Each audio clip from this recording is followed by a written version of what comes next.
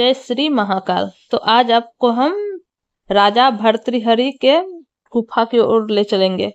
तो आपको महाकाल में घूमने के लिए मतलब ऑटो वाले या टोटो वाले कोई भी 500 रुपए लेंगे या 100 रुपए पर पर्सन के रूप में। आपको चाहे आप अकेले हो या आप ज्यादा आदमी हो तो 5 आदमी का 500 रुपये में आपको ऑटो टोटो कोई भी, जो कि सब जगह मतलब पूरा काल भैरव, मंगलनाथ मंदिर, भर्तरी गुफा और वही सिद्धवट, ये सारे जगह 5-6 जगह जो है काल भैरव सब जगह घुमा देंगे।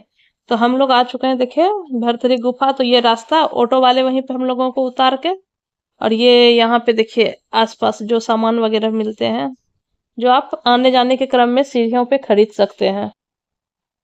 देखिए ये सब थैले वगैरह 100 रुपए में हम लोग भी लिए थे और अच्छा होता है। देखिए फिर ये रास्ता जाते हुए आगे गौशाला भी 2-3 है जिसमें आप गाय को चारा खिला सकते हैं। 151 जो चार्ज दे के आप गाय को चारा खिला सकते हैं और पुण्य का भागी बन सकते हैं। तो वहाँ गौशाला जगह जगह पे आपको मिल जाएगा, सब जगह। देखिए गुफा में प्रवेश द्वार है ये, जो हम लोग गुफा में प्रवेश कर चुके हैं। तो आगे आपको हम कुछ बताएंगे कि क्या यहाँ की मान्यता है, क्या कहानियां है। और जब भी आप महाकाल आए तो यहाँ भी जरूर विजिट करें, क्योंकि यहाँ भी आना जरूरी ही हो जाता है। तो देखिए सामने हनुमान जी आपको दिख रहे होंगे। हम लोग गुफा की ओर जा रहे हैं और यहाँ का गुफा में इतना मतलब अंदर लगेगा ऑक्सीजन, बिल्कुल ऑक्सीजन की कमी है। उसमें 12 वर्ष तक तपस्या करना आसान नहीं होता है, क्योंकि आप मुश्किल से 5 मिनट भी नहीं रह पाओगे उस गुफा के अंदर। और लगातार 12 वर्ष तक तपस्या करके अपने आप को, सोच सकते हैं कोई महान आदमी ही कर सकता है। नॉर्मल इंसान का तो कोई बस की बात ही नहीं है कि वहां 2 मिनट भी आप रहना आपका मुश्किल हो जाएगा उसके अंदर। तो हम लोग भी गुफा के नजदीक आ चुके हैं और गुफा में तो हम लोग पहले राजा भर्तरी के गुफे में पर देखिए यहाँ पे लिखा हुआ है उनके बारे में, उनका जीवनी क्या थे, कैसे थे, कहाँ से। तो सारा कहानी लिखा गया है, क्यों उन्होंने वैराग्य धारण किया, क्यों महारानी के। तो मैं आपको कहानी भी बताऊंगी कि क्या है कहानी उनका। तो आगे आपको मैं सारे कहानी बताऊंगी, तो आप देख सकते हैं पहले। तो हम लोग गुफा के अंदर प्रवेश कर चुके हैं और इस गुफा में अंदर 4 धाम यात्रा के लिए भी एक रास्ता है कि 4 धाम यात्रा, जो कि अभी बंद किया गया है, तो पहले हुआ करता होगा। और यहाँ देखिए कोई नशा वगैरह करके यहाँ थूक वगैरह फेंकना गलत है। तो गुफा के अंदर हम लोग आ चुके हैं, को आगे का जानकारी हम देते हैं। भर्तरी गुफा क्षिप्रा नदी के तट के ऊपर गढ़कालिका मठ मंदिर के पास स्थित है और उज्जैन के आकर्षणों में से एक है। भर्तरी गुफा एक ऐतिहासिक स्थल है जो लोकप्रिय राजा स्वर्गीय श्री भर्तरी से संबंधित है।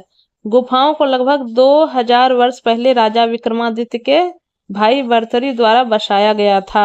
कालिका जी के निकट उत्तर के खेत से 1 किलोमीटर की दूरी पर श्री भर्तरी की गुफा है।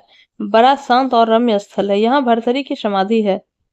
परम तपः पूत महाराज भर्तरी सम्राट विक्रम के ज्येष्ठ भ्राता थे।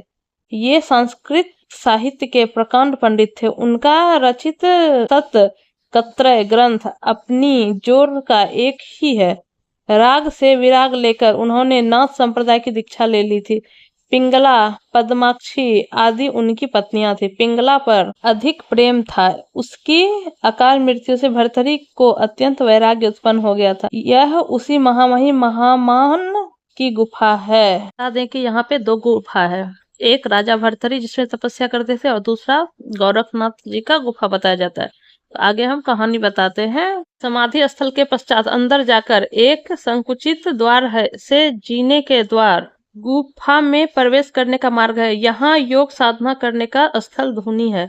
इसी तरह अंदर ही अंदर 4 धाम जाने का एक मार्ग बतलाया जाता है जो बंद है। इसी तरह काशी के निकट चुनारगढ़ नामक पहाड़ी स्थान पर इस टीले पर भी गुफा है, वह भी भर्तरी का स्थान बताया जाता है। वहां की गुफा अंदर एक मार्ग है जो उज्जैन तक आने का बतलाया जाता है।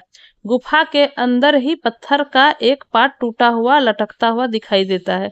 यह भर्तरी ने हाथ का टेका लगाकर रोका गया था। यह कहा जाता है कि दक्षिण में गोपीचंद की मूर्ति है, पश्चिम की तरफ काशी जाने का मार्ग है। सिप्रा नदी के तट पर इस स्थान की शोभा देखने योग्य है। इस समय नाथ संप्रदाय के साधुओं के अधिकार में है। मैं इससे जुड़ी प्राचीन कथा बताती हूँ। राजा भर्तृहरि प्राचीन उज्जैन के बड़े प्रतापी राजा हुए। राजा भर्तृहरि की 3 पत्नियां थी और वे अपनी तीसरी पत्नी पिंगला पर मोहित थे। वे उस समय अत्यंत विश्वास करते थे। राजा पत्नी मोह में अपने कर्तव्यों को भी भूल गए थे।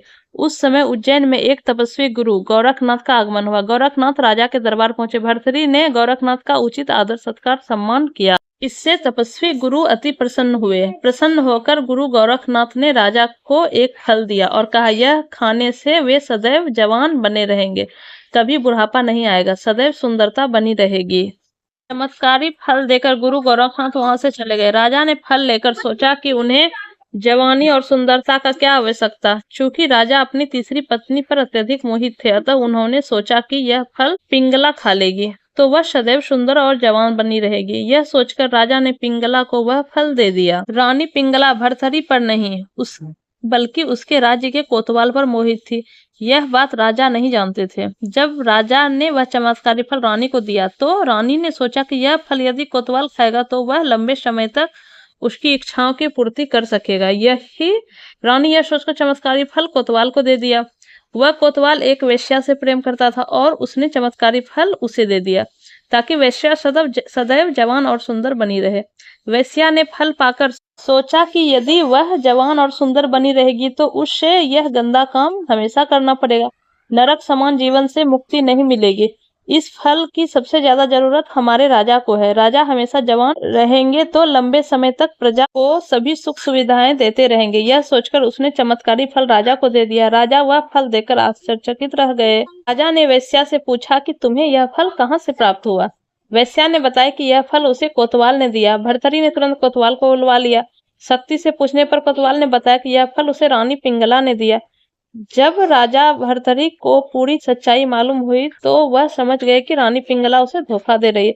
पत्नी के धोखे से भर्तृहरि के मन में वैराग्य जागा और वह अपना संपूर्ण राज्य विक्रमादित्य को सौंपकर राजा उज्जैन की एक गुफा में तपस्या करने आ गए। उस गुफा में भर्तृहरि ने 12 वर्षों तक तपस्या की। उज्जैन में आज भी राजा भर्तृहरि की गुफा दर्शनीय स्थल के रूप में प्रसिद्ध है। राजा भर्तृहरि ने वैराग्य शतक नामक ग्रंथ की भी रचना की जो काफी प्रसिद्ध है। राजा भर्तृहरि ने श्रृंगार शतक और नीति शतक की भी रचना की है। तो आइए हम लोग गुफा से अब बाहर निकल चुके हैं। तो मैंने गोरखनाथ और भर्तृहरि दोनों गुफा दिखा दी है आपको। और यहाँ देखिए पानी का सुविधा बाहर बहुत अच्छा, मतलब जाने के बाद बहुत ज्यादा मन को प्रसन्नता मिलेगी। और ये देखिए बाहर बड़ा सा गौशाला बना हुआ है जहाँ आप गाय को चारा वगैरह खिला सकते हैं और पुण्य का भागी बन सकते हैं।